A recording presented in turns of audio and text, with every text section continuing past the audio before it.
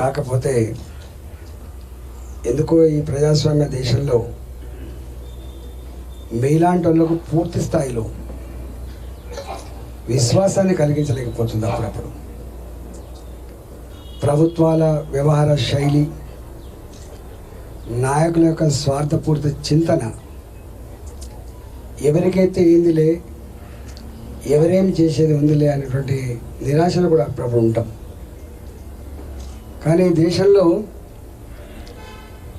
మన రాజ్యాంగం రూపొందించిన నాడు గుడిసెల్లో ఉన్న వాళ్ళకైనా 10,000 కోట్ల బంగ్లాలో ఉన్న వాళ్ళకైనా ఒకే ఓటు హక్కు కల్పించింది మన భారత రాజ్యాంగం. అయితే మనం చూస్తూ ఉంటాం, బంజారా హిల్స్లో, జూబ్లీ హిల్స్లో పోలింగ్ శాతం 33 ఉంది, 25 ఉంది. బస్తీలలో ఉన్న వాళ్ళు మేము ఓటేయకపోతే చనిపోయినట్టు అని చెప్పి భావించి లైన్లు కట్టి 90-95% ఓట్లు వేస్తున్నారు. అంటే ఆ ఎలీట్ సెక్షన్స్ యొక్క విశ్వాసాన్ని పొందలేకపోయింది ప్రజాస్వామ్యం అటువంటి చర్చ జరుగుతూ ఉంటుంది, ఎంత కామన్ ఉంటుంది. కానీ ఎక్కడన్నా నచ్చిన నాయకుడు వచ్చినప్పుడు, మీరు ఇష్టపడే పార్టీ వచ్చినప్పుడు తప్పకుండా మీరు ఓటు వేస్తారు. ఈసారి నేను వచ్చేటప్పుడు మీ నినాదం అబ్కీ బార్ 400 పార్. ఇది పార్టీ పరంగా ఇచ్చిన స్లోగన్ కావచ్చు, కానీ ఇది యావత్ దేశ ప్రజ కోరుకుంటున్న సంకల్పం. అది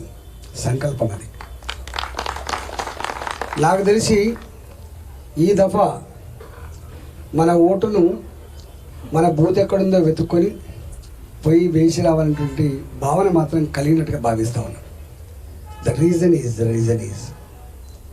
అంటే మనకు ఒక విశ్వాసాన్ని ఇచ్చిన నాయకుడు ఉన్నాడు కాబట్టి, ఆయన మళ్ళీ గెలిపించుకుంటే ఈ దేశం సురక్షితంగా ఉండే ఆస్కారం ఉంటుంది. కాబట్టి మనం కూడా సురక్షితంగా ఉండేటువంటి ఆస్కారం ఉంటుంది. కాబట్టి ఇవాళ సీనియర్ సిటిజన్లు అయినా కూడా జనరల్గా ఈ ఎన్నికల ప్రచారం నాయకులు వస్తుంటే మాకేం పని చెప్పి వెళ్ళిపోతా అంటారు. వాకింగ్ పూర్తి చేసుకొని, టిఫిన్ చేసుకొని ఇవాళ ఎస్ వీఆర్ విత్ యూ అనేటువంటి భావాన్ని వ్యక్తం చేయడమే కాకుండా దాన్ని ప్రదర్శించేటువంటి ఆ సందర్భం మేము ఉండడం మా అదృష్టంగా మేము భావిస్తూ ఉన్నాం.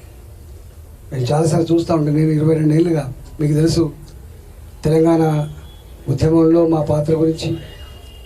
మొట్టమొదటి ఒక శూన్యంలో ఉన్నప్పుడు, కొత్త రాష్ట్రం ఏర్పడ్డప్పుడు, అసలు ఇన్కమ్ ఏందో తెలియదు, ఎక్స్పెండిచర్ ఏందో తెలియనప్పుడు నేను ఒక 5 ఏళ్ళు ఆర్థిక మంత్రిగా పనిచేసిన. ఆ తదుపరి ఇదే స్థానం మహేంద్ర హిల్స్. మొట్టమొదటి పేషెంట్ సౌదీ అరేబియా నుంచి వచ్చి బెంగళూరు నుంచి వెళ్ళి ఇక్కడికి వస్తే మొత్తం తలుపులన్నీ మూసుకున్నారు. ఆ పేషెంట్ వచ్చినప్పుడు ఏమైందో ఒక ఆందోళన ఉండే, తీసుకుపోయి గాంధీ హాస్పిటల్ చేంజ్ చేసి ట్రీట్మెంట్ కోసం ప్రయత్నం చేసినాడు. ఒక్కరు ముందుకు రాలే. అప్పుడు నాకు గుర్తొచ్చింది, ఈ డిపార్ట్మెంట్ క్యాప్టెన్ నేనే అని, నేనే దానికి ధైర్యం ఇవ్వాలని, నేనే ఒక మార్గం వేయాలని చెప్పి ఫస్ట్ ఈ దేశంలో మొట్టమొదటిసారిగా కరోనా పేషెంట్ దగ్గరికి పోయినటువంటి మొట్టమొదటి మంత్రి నేనే కావచ్చు.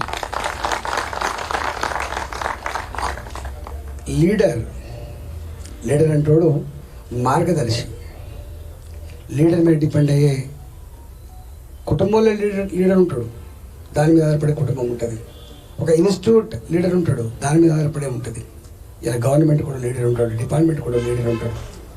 గుర్తొచ్చి ఎస్, ఇప్పుడున్న పరిస్థితుల్లో ఏ మందు లేనప్పుడు, దీనికి సంబంధించిన సమాచారం ఏం లేనప్పుడు ధైర్యమే మందు అని చెప్పి భావించి ధైర్యాన్ని అందించి ఈ రాష్ట్రాన్ని ఎట్లా కాపాడుకున్నామో, దేశాన్ని కూడా ఎట్లా కాపాడుకున్నామో దాని గురించి మీకు వివరించి చెప్పాల్సి అక్కర్లేదు. ఎన్ని రకాల మాట్లాడిన మన గురించి. చైనా నెల రోజుల్లోనే 1000 పడకల దవాఖాన నిర్మించి అన్ని సౌకర్యాలు ప్రొవైడ్ చేసి కాపాడుకుంటుందట అని చెప్పి విన్నాం మనం. ఇంకా చైనా నుంచి సమాచారం రాదు కాబట్టి. అమెరికా లాంటి దేశంలో అక్కడ డాక్టర్లు అక్కడ నర్సులు పడుతున్నటువంటి వేదన చూసి మనమే బాధపడ్డాం. ఇంకా అమెరికా గంత బాధపడుతుంది, గంత కన్నీళ్ళు కలుస్తుంది. ఒకవేళ 130-140 కోట్లు ఉన్నటువంటి ఈ దేశంలో అది మురికి కూపాల పక్కకు ఉంటున్నటువంటి బస్తీలలో కనుక ఈ రోగం వ్యాపిస్తే శవాల గుట్టలైతే అని చెప్పి చాలామంది భావించారు. కానీ ఈ దేశం అట్లాంటి స్థితికి రాలేదు. మోడీ గారి నాయకత్వంలో ధైర్యాన్ని అందించి, కొంత వేదన గురైనప్పటికీ కూడా ధైర్యాన్ని అందించి, పేదలు ఆకలితో ఉండొద్దని చెప్పి అన్నం పెట్టి, అన్నిటికంటే ముఖ్యమైన విషయం ఏంటంటే ఒక థర్డ్ వరల్డ్ కంట్రీ, మీరు చాలా మేధావులు వాటి మీకు తెలుసు, భారత్ అంటే ఏం భావన ఉంటుంది? భారత్ అంటే ప్రపంచ బ్యాంక్ దగ్గర అప్పుకు పోతుంది, భారత్ అంటే ఏషియన్ డెవలప్మెంట్ దగ్గర అప్పుకు పోతుంది, భారత్ అంటే పేద దేశం, భారత్ థర్డ్ వరల్డ్ కంట్రీ అనే భావన ఉండే. కానీ అలాంటి పేద దేశం, అప్పులకు పోయే దేశం, టెక్నాలజీలో వెనుకబడ్డ దేశం, ఆ దేశం రీసెర్చ్ చేసి అతి తక్కువ కాలంలో వ్యాక్సిన్ ప్రొవైడ్ చేసి 130-140 కోట్ల ప్రజానికానికి 2వ 3వ డోసు అందించడమే కాకుండా ప్రపంచ ప్రజానికాన్ని వ్యాక్సిన్ అందించి కాపాడిన దేశం భారత్. ఇవాళ మీకు తెలుసు, హైదరాబాద్లో ఇక్కడనే వ్యాక్సిన్ ప్రొడ్యూస్ అయితే స్వయంగా ప్రధానమంత్రి గారు కరోనా సందర్భం వచ్చేవన్నీ చూసుకొని పోయింది. మీకు తెలుసు, నేను అఫీషియల్ రావట్లేదు, నేను ఒక సామాన్య భారత పౌరుడిగా ప్రధానమంత్రి కావచ్చు, కానీ నా బాధ్యత ఇవాళ ఒక వ్యాక్సిన్ తేవడం, నా ప్రజానికల్లో ఒక విశ్వాసాన్ని పాదుకొల్పడం, ఈ భయాన్ని పారదోడడం అనేటువంటి భావన వ్యక్తం చేశాను. మీకు తెలుసు, ఇట్లా అనేకం ఉన్నాయి. అంటే మోడీ గారికి అలా వై మోడీ మొన్న మల్కాయికి వచ్చిండ్రు, మీ పక్కకే ఉంటుంది, చిన్న పిల్లలు, అంటే పేరెంట్స్ పిల్లల్ని భుజాల మీద ఎత్తుకొని వచ్చారు, మాటలు వచ్చిన పిల్లలు కూడా వచ్చారు, 80 సంవత్సరాల ముసలి వాళ్ళు కూడా వచ్చారు. వాళ్ళు చూపిన ప్రేమకి ప్రజలు చూపిన ప్రేమకి ఆయన 2 చేతులు సరిపోలే ఆయన అభివాదం చేయడానికి. మోడీ గారికి 2 చేతులు ఎత్తి అభివాదం చేసి కూడా సరిపోలేదని చెప్పి చెప్పుకున్నాను. తెల్లారే నాగర్ కర్నూల్లో నేను దేశం చాలా ప్రాంతాలు తిరిగినా, కానీ ఇంత ప్రేమని మల్కాగిరిలోనే నేను మూట కట్టుకున్నాను అనే మాట మాట్లాడాను మోడీ గారు. నేను జగిత్యాల కూడా మాట చెప్పాను. దానికి కారణాలు లేదు, అవి ఎప్పుడు చెప్తే గంట చెప్పినా 2 గంటలు చెప్పినా ఒడవు, కానీ ఒక్కటి మాత్రం చెప్పగలుగుతాను. నేను ఇంతకుముందు చెప్పినట్టుగా భారత ప్రభుత్వమైన రాష్ట్ర ప్రభుత్వమైన వాళ్ళు సొంత ఆస్తులు కావు. చాలామంది తప్పుడు భావంతో ఉంటారు, నేను ఇచ్చినా, నేను ఇల్లు కట్టించినా, నేను పెన్షన్లు ఇచ్చినా, నేను కళ్యాణ లక్ష్మి ఇచ్చినా. నో, ప్రజాస్వామ్య దేశంలో ప్రజలు అధికారం ఇస్తారు, రాజ్యాంగబద్ధంగా అధికారం ఇస్తే దానికి ఒక కస్టోడియన్ లాగా, ఒక సేవకుడు లాగా మాత్రమే పనిచేయాలి, ముఖ్యమంత్రి అయినా ప్రధానమంత్రి అయినా. కానీ ఎందుకో ఇక్కడ ఉన్న మనం అనేక సందర్భాలు చూస్తూ ఉంటాం, పాలసీలు వస్తాయి, స్కీములు వస్తాయి, వెల్ఫేర్ యాక్టివిటీస్ డిజైన్ చేయబడుతుండొచ్చు, కానీ ఇచ్చిన బాధ్యతలో బాగానే చేస్తారు తప్ప వాళ్ళ సొంతం కాదు.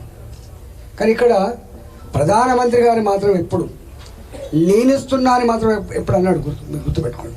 ప్రధానమంత్రి గారు, మీరు నాకు సేవ చేసే భాగ్యం కలిగించిండ్రు, నేను మీకు సేవకుని మాత్రమే అంటాడు నరేంద్ర మోడీ గారు. గుర్తుపెట్టుకోండి.